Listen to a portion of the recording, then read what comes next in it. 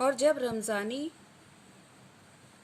बोलती है कि लक्ष्मी ने आज भी दूध नहीं दिया, तो करामत अली उससे कहते हैं तो क्या उसकी सज़ा उसे लाठियों से दी जाएगी?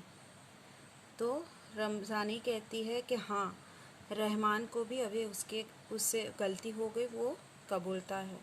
रमज़ानी कुछ क्षण खड़ी रही और फिर वहाँ से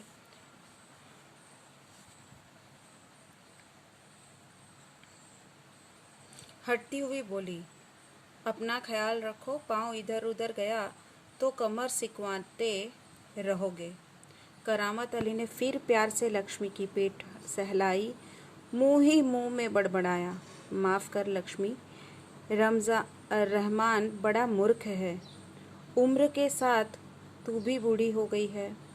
डेयरी फार्म के डॉक्टर ने तो पिछली बार ही कह दिया था, यह तेरा आखिरी बरस है। अब रमज़ानी तो ऐसा कहकर चली जाती है और अपने हस्बैंड से, करामत अली से कहता है कि आप भी अपनी तबीयत अच्छी नहीं है, अपना ख्याल रखिए, नहीं तो कहीं इधर उधर हो गया और गिर गए तो कमर सिकवाते रहोगे, मतलब कुछ अनर्थ हो गया तो समझो कमर वमर में लग गया तो फिर प्रॉब्लम हो जाएगा। रमज़ानी चली जाती है और करामत अली फिर लक्ष्मी की पीठ थपथपाते हुए कहते हैं, मुंह ही मुंह में एकदम धीरे से, जैसे उसके कान में कह रहे हो कि माफ़ करना लक्ष्मी, रहमान बड़ा मूर्ख बच्चा है। मीन्स वो कहता है कि sorry, I am sorry for that. कहते कि उम्र के साथ तू भी अभी बूढ़ी हो गई है। और पिछली बार ही बोलते हैं कि लास्ट टाइम जब हम डेयरी फार्म के डॉक्टर के पास गए थे, तब भी डॉक्टर ने कहा था कि ये तुम्हारा आखिरी बरस है दूध देने का, इसके बाद तुम दूध नहीं दे सकोगे। इसमें तुम्हारी भी कोई गलती नहीं है, लेकिन माफ़ करना, उसने अपनी मूर्खता में रहमान ने तुम्हें मारा। लक्ष्मी शांत खड़ी अपने जख्मों पर तेल लगवाती रही। रोगन मतलब रोगन तेल रहता ना, मरहम पर लगाने वाला, उसे कहते हैं रोगन तेल। वह करामत अली के मित्र ज्ञान सिंह की निशानी थी। ज्ञान सिंह और करामत अली एक दूसरे के पड़ोसी तो थे ही, वे कारखाने में भी एक ही भाग में काम करते थे। प्रायः एक साथ ड्यूटी पर जाते और एक साथ ही घर लौटते। ज्ञान सिंह को मवेशी पालने का बहुत शौक था। प्रायः उसके घर के दरवाजे पर भैंस या गाय बंधी रहती थी। 3 बरस पहले उसने एक जर्सी गाय खरीदी थी। उसका नाम उसने लक्ष्मी रखा था।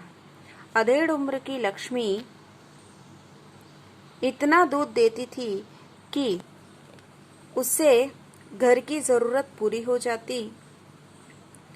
जाने के बाद भी दूध बाकी रहता था। तो लक्ष्मी शांत खड़े खड़े करामत अली की बातें सुनते रहती थी और अपने जख्मों पर मरहम यानी तेल लगवाती रहती है। लक्ष्मी जो है करामत अली के फ्रेंड ज्ञान सिंह की निशानी थी। ज्ञान सिंह और करामत अली दोनों ही बहुत अच्छे फ्रेंड्स थे और साथ साथ वो दोनों साथ में ही काम करते थे, एक ही कंपनी में। ओके। और उन्हें बड़ा शौक था, उन्हें पालतू जानवर पालने का, मवेशी मतलब गाय भैंस ऐसे, वो पालने का बहुत शौक था। इसलिए हमेशा प्रायः हमेशा उनके आंगन में गाय या भैंस बंधी ही रहती थी। तो अभी कुछ 3 साल पहले ही उन्होंने एक जर्सी गाय खरीदी थी। जर्सी मतलब एक ब्रीड होती है गाय की, एक टाइप की ब्रीड होती है। उस जर्सी ब्रीड की गाय उन्होंने खरीदी थी और वो गाय का नाम उस गाय का नाम उन्होंने लक्ष्मी रखा था। वो गाय जो दूध देती थी उससे उनके घर का तो हो ही जाता था, वापस उससे ही वो दूध मोहल्ले में भी दे दिया करते थे। बाकी जो दूध बचता था वो लोग मोहल्ले में दे दिया करते थे। गली के कुछ घरों में चला। दूध बेचना ज्ञान सिंह का धंधा नहीं था, केवल गाय को चारा और दर्रा आदि देने के लिए कुछ पैसे जुटा लेता था। कहते हैं कि दूध बेचना उनका बिजनेस नहीं था, सिर्फ वो कुछ दूध बेचकर, यानी मोहल्ले में अपनी सोसाइटी में कुछ लोगों को दूध देकर गाय के चारे के लिए कुछ पैसे जुटा लेते थे, ताकि वो गाय के खाने पीने का चारे का बंदोबस्त हो जाए। नौकरी से अवकाश के बाद ज्ञान सिंह को कंपनी का वह मकान खाली करना पड़ा। समस्या थी तो लक्ष्मी की। वह लक्ष्मी को किसी हालत में बेच नहीं सकता था, उसे अपने साथ ले जाना भी संभव नहीं था। जब अवकाश में 10-15 दिन ही रह गए तो करामत अली से कहा, मियाँ आप लक्ष्मी को मियाँ अगर लक्ष्मी को तुम्हें सौंप दूं तो क्या तुम उसे स्वीकार करोगे? अब करामत अली अपने जॉब से रिटायर्ड होने वाले थे और ये जो घर में रहते थे वो घर उन्हें कंपनी से मिला हुआ था, तो वो रिटायर होके जाएंगे तो उन्हें घर भी खाली करना पड़ता था। अब उन्हें मुश्किल ये थी कि गाय का क्या करें। वो वहाँ अभी जहाँ जाएंगे वहाँ वैसी जगह होगी कि नहीं, ऐसा वो उन्हें पता नहीं था। इसलिए उन्होंने करामत अली से पूछा कि भैया क्या मैं गाय तुम्हें देकर जाऊं तो क्या तुम उसे एक्सेप्ट करोगे, स्वीकार करोगे, मतलब एक्सेप्ट करोगे? मियाँ करामत अली ने कहा, नेकी और पूछ भला इससे बड़ी खुश नसीबी मेरे लिए और क्या हो सकती है। करामत अली पिछले 1 वर्ष से उस गाय की सेवा करता चला आ रहा था। गाय की देखभाल में कोई कसर नहीं छोड़ रखी थी। करामत अली को लक्ष्मी की पीठ पर रोगन लगाने के बाद भी इत्मीनान नहीं हुआ। वह उसके सिर पर हाथ फेरता रहा। लक्ष्मी फिर स्थिर खड़ी उसकी और जिज्ञासा पूर्वक दृष्टि से देखती रही। करामत अली को लगा जैसे लक्ष्मी कहना चाहती हो, यदि मैं तुम्हारे काम की नहीं हूँ तो मुझे आजाद कर दो, मैं यह घर छोड़कर कहीं चली जाऊंगी। करामत अली ने अपने फ्रेंड से कहा कि नेकी, यानी इसमें बोलता है अच्छा काम करने में इसमें क्या पूछने की बात है, बोलता है कि अच्छी बात है। उसने खुशी खुशी लक्ष्मी को एक्सेप्ट कर लिया। करामत अली पिछले 1 साल से लक्ष्मी की बहुत अच्छे से देखभाल करता था, बहुत अच्छे से। अब करामत अली लक्ष्मी की पीठ पर तेल मलते मलते बहुत देर तक उस पर तेल मल रहा था, फिर भी उसको इत्मीनान, मतलब उसको सेटिस्फाई नहीं हो रहा था। वह उसके सिर पर हाथ फेरता। लक्ष्मी इस सब को एकदम स्टिल खड़े होकर ये सब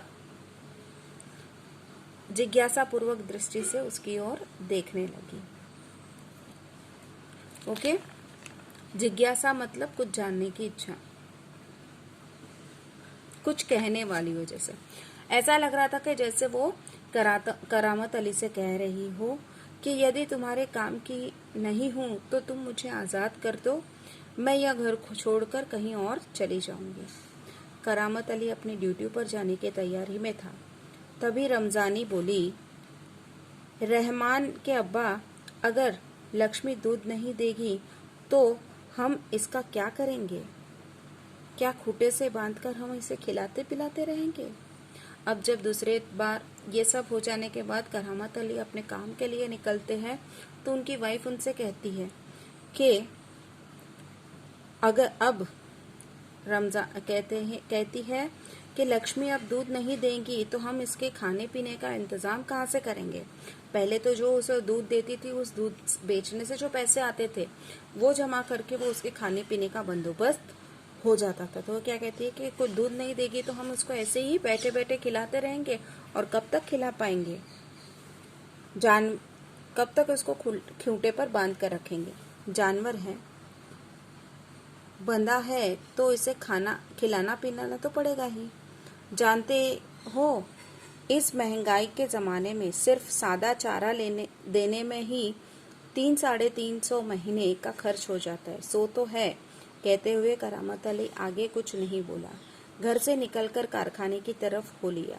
रास्ते में वह रमजानी की बात पर विचार कर रहा था। लक्ष्मी अगर दूध नहीं देगी तो इसका क्या होगा? यह ख्याल तो उसके मन में आया ही नहीं था कि एक समय ऐसा भी आ सकता है कि गाय को घर के सामने खूंटे से बांधकर मुफ्त में खिलाना भी पड़ सकता है। उसके साथी नईम ने उसे कुछ परेशान देखा तो पूछा, करामत मियाँ, क्या बात है? बड़े परेशान नजर आ रहे हो, खैरियत तो है ना? ऐसी कोई विशेष बात नहीं है, कुछ तो होगा। क्या बताओ? गाय ने दूध देना बंद कर दिया है, बूढ़ी हो गई है, बैठकर खिलाना पड़ेगा और जमाने में गाय भैंस पालने का खर्चा इसमें परेशान होने की क्या जरूरत है? गाय बेच दो।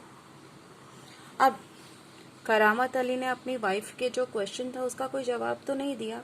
वो अपनी ऑफिस जाने के लिए निकल पड़ा, लेकिन रास्ते में चलते चलते वो इसी बारे में सोच रहा था कि अब क्या किया जाए।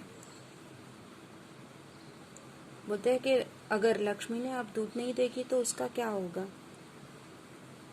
और ये बात तो उसके मन में कभी आई ही नहीं थी कि ऐसा भी दिन आएगा कि गाय को खूंटे पर बंधे बंधे मुफ्त में चारा खिलाना पड़ेगा। और अगर सादा चारा भी लेने जाए ना गाय के लिए तो महीने का 300 रुपए का चारा लग जाता है। जब वो इस ख्यालों में खोया हुआ था तो जब ऑफिस के रास्ते में उसके साथ नईम भी उसके साथ जा रहा था तो उसके ख्यालों में खोया हुआ देखकर नईम ने उससे पूछा कि करामत मियाँ, क्या प्रॉब्लम है? कुछ परेशान लग रहे हो, सब ठीक तो है ना? खैरियत मतलब सब ठीक ठाक, खैरियत, ओके? तो वो कहता नहीं, ऐसा कोई प्रॉब्लम नहीं है। बोलते कि क्या बताओ, गाय ने दूध देना बंद कर दिया है, बूढ़ी हो गई है, बैठकर खिलाना पड़ेगा। और बोलता है कि इस जमाने में गाय भैंस को खिलाने का खर्चा भी कितना सारा होता है।